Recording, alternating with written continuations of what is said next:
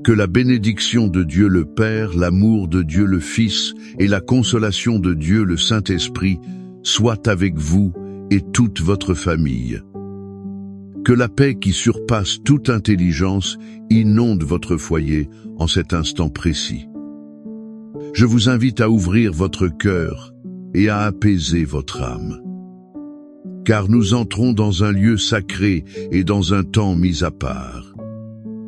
Nous voulons nous connecter au Créateur de l'univers, notre Père céleste.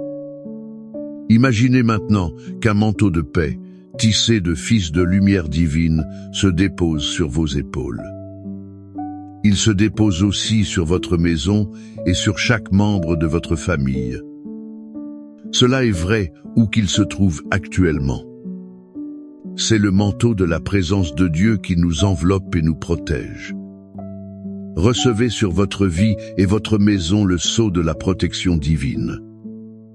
C'est une marque invisible aux yeux humains, mais crainte dans les régions spirituelles. Elle déclare que cette famille appartient au Seigneur. Respirez profondément et sentez l'atmosphère changer. L'anxiété commence à se dissiper et la peur perd sa force. L'espérance commence à germer, car là où l'Esprit du Seigneur est, il y a liberté et paix. C'est notre moment de communion, de refuge et de fortification. Au nom du Seigneur Jésus-Christ, par le pouvoir en son nom et son sang versé sur la croix, nous nous levons par la foi comme une famille. Nous sommes un corps uni dans l'Esprit. Nous nous positionnons dans l'autorité qui nous a été accordée. Nous déclarons que votre maison est le territoire du Seigneur. Nous brisons maintenant toute parole de malédiction qui a été lancée contre votre famille. Cela inclut les malédictions contre votre mariage et contre vos enfants. Nous la déclarons nulle et sans effet. Nous brisons les chaînes des malédictions héréditaires, des dépendances, des maladies et des divorces. Ces chaînes tentent de se perpétuer de génération en génération.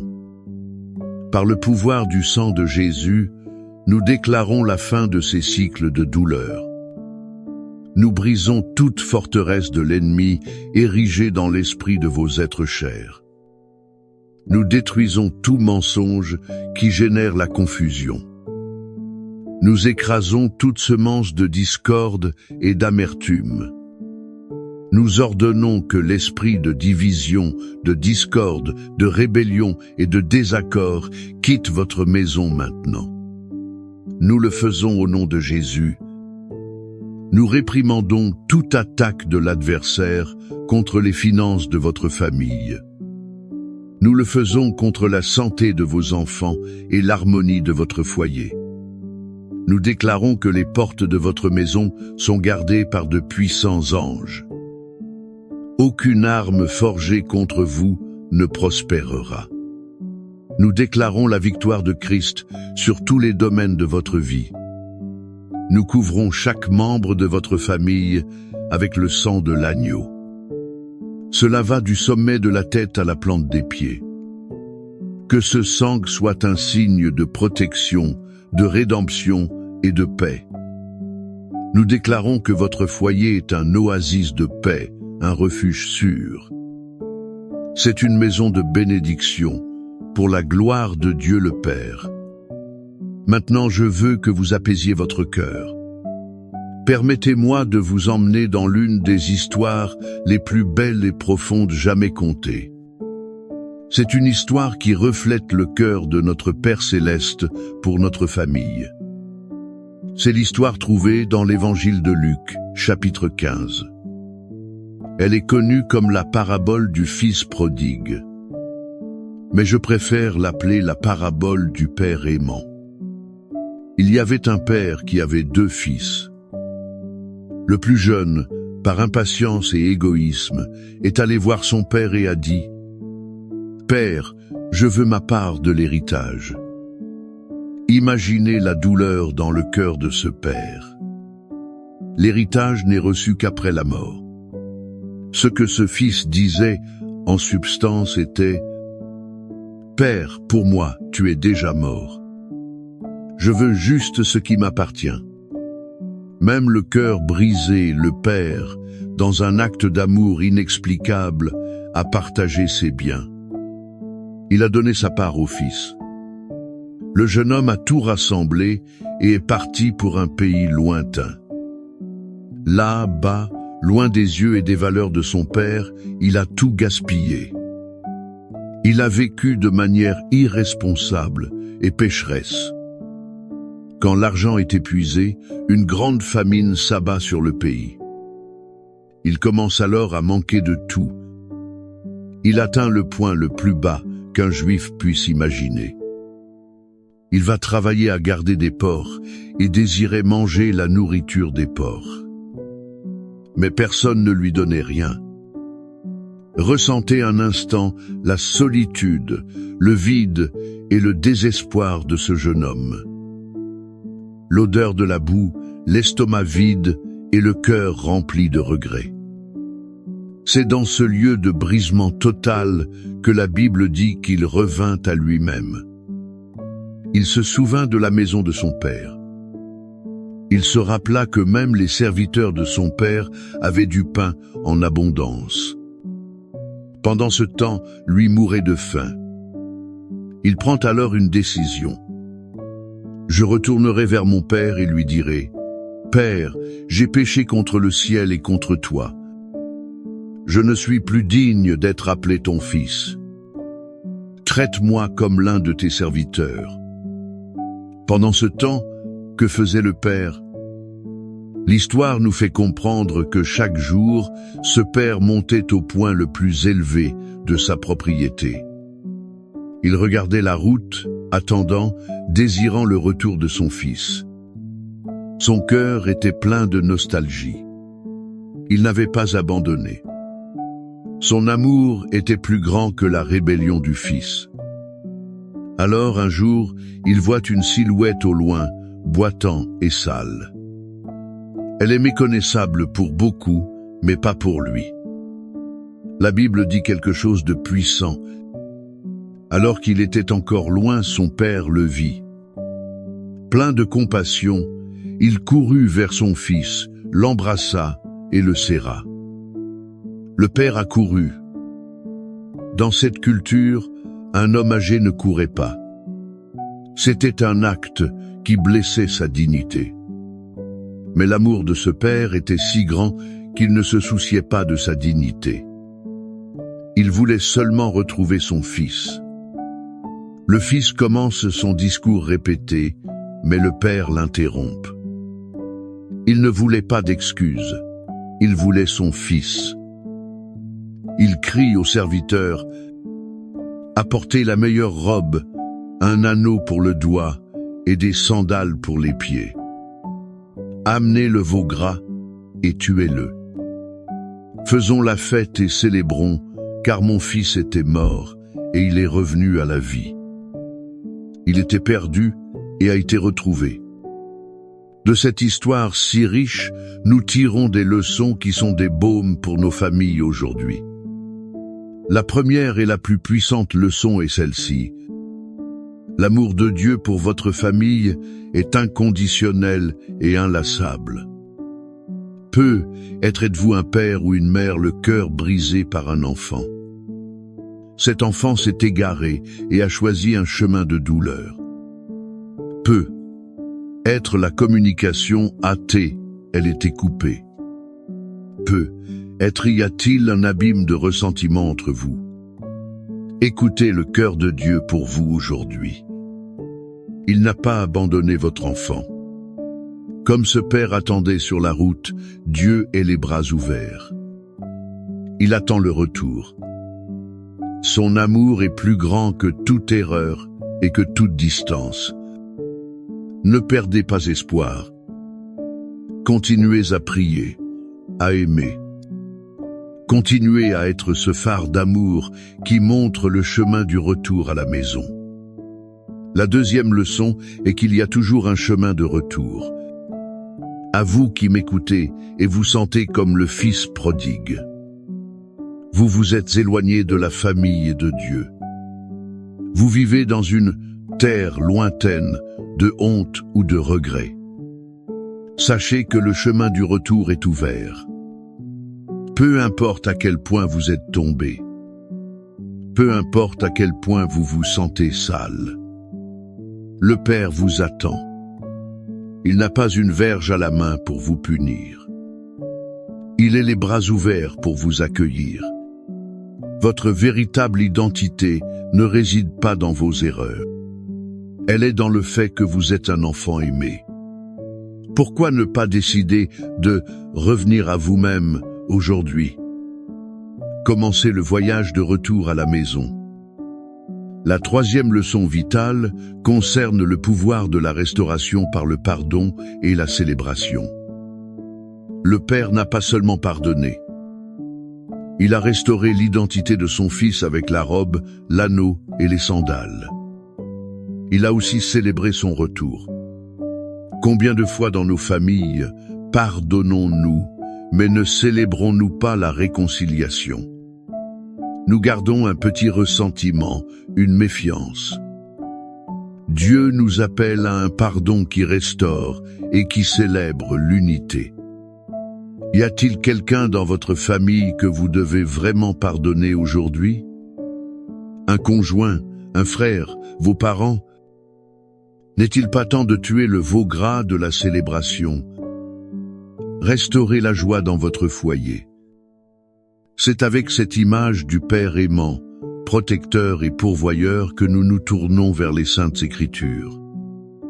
Les mots que nous lirons ensuite ne sont pas seulement de la poésie ancienne. Ce sont des promesses vivantes et actives de notre Père Céleste pour votre famille. Le psaume 91 est l'étreinte protectrice de ce Père. C'est la déclaration que, sous ses ailes, nous sommes en sécurité. Et le psaume 23 est la garantie que ce même Père est notre berger. Il nous guide, nous comble et nous conduit par des chemins de paix. Je veux vous inviter maintenant à fermer les yeux, si possible. Mettez la main sur votre cœur ou étendez vos mains sur votre maison. Faites cela en un acte de foi. Recevez ces paroles, non comme une simple lecture. Recevez-les comme un décret divin de protection sur votre vie et votre famille. Celui qui habite sous l'abri du Très-Haut reposera à l'ombre du Tout-Puissant. Je dirai du Seigneur, il est mon Dieu, mon refuge, ma forteresse, et en lui je mettrai ma confiance. Car il te délivrera du piège de l'oiseleur et de la peste pernicieuse. Il te couvrira de ses plumes, et sous ses ailes tu trouveras un refuge. Sa vérité sera ton bouclier et ta cuirasse.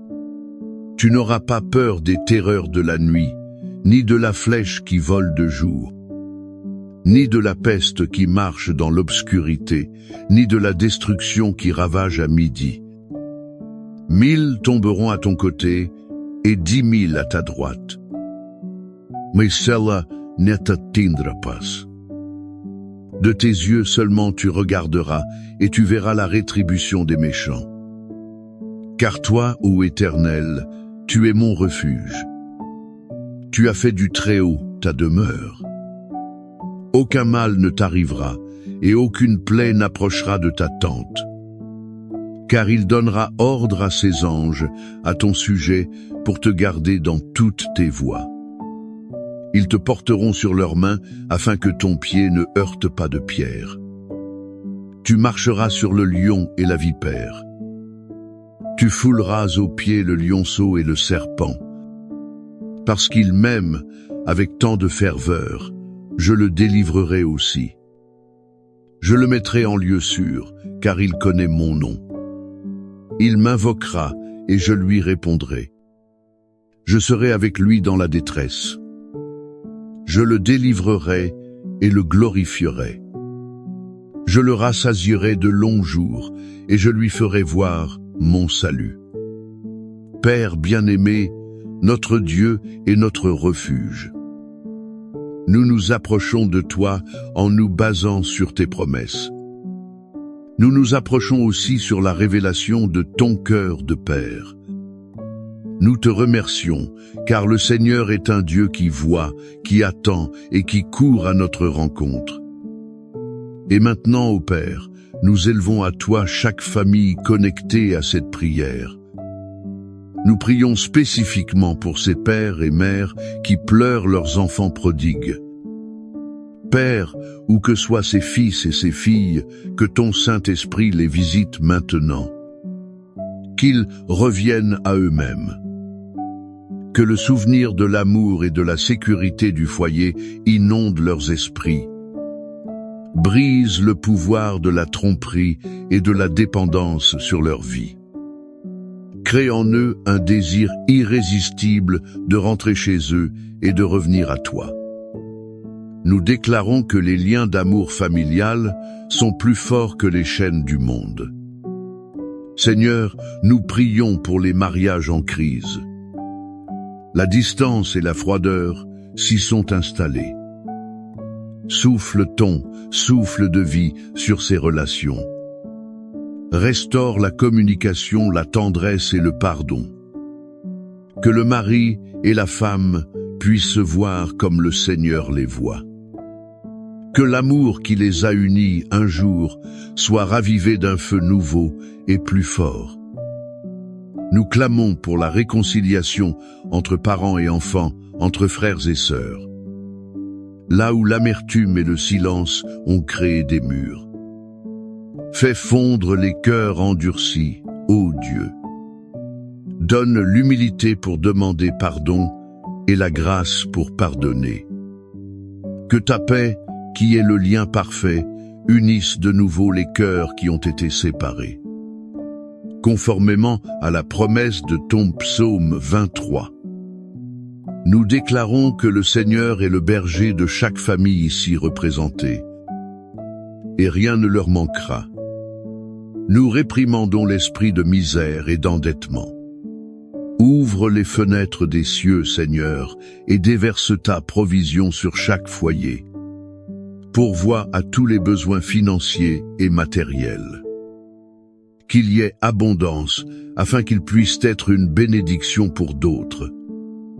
Et nous prions pour la guérison, Père. Guérison pour les corps malades, pour les esprits anxieux et pour les âmes blessées. Que ton pouvoir de guérison coule à travers chaque membre de la famille.